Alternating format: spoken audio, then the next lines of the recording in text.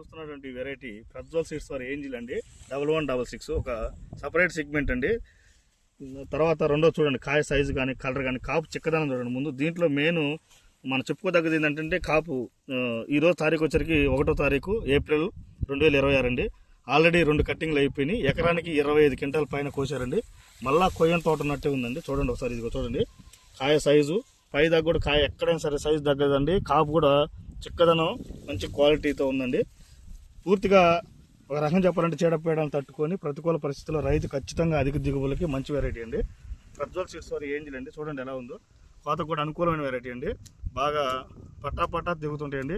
కింటానికి 7-8 మంది కోసేటటువంటి variety Prajwal seeds for angel variety. చేతిలో పెట్టుకొని లెన్స్ చూపించు. రెండోది కాయ సైజు కూడా చూడండి ఒకసారి. దాదాపుగా 13 సెంటీమీటర్లు 12 సెంటీమీటర్లు ఉండేటటువంటి వెరైటీ అండి ఇది. మన మంచి కలరు మార్కెట్లో కూడా మంచి ప్రైస్కి వెళ్తుందండి. ఒకసారి చూడండి రైతు సోదరులారా గమనించండి.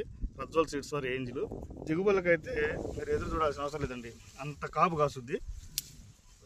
చూడండి ఫుల్ లోడింగ్ ఉందండి. పచ్చిగా ఇంకా సగం ఉంది. మళ్ళీ 30 క్వింటాలు అయిద్దండి ఎకరం. అంటే దాదాపు 50 నుంచి 60 మధ్యలో అయ్యేటటువంటి variety Prajwal seeds for angel variety. Already 25 నుంచి 30 క్వింటాల లోపు కోసాడు.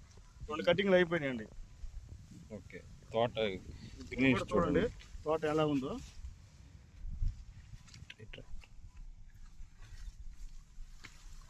చూడండి ఏ కొమ్మ పట్టింది చూడండి. ఎర్ర బంగారమేనండి. నిజంగా ఇలాంటి వెరైటీ వేయకపోతే రైతులు దిగుబడులు కోల్పోయినట్టేనండి. మంచి వెరైటీ అండి.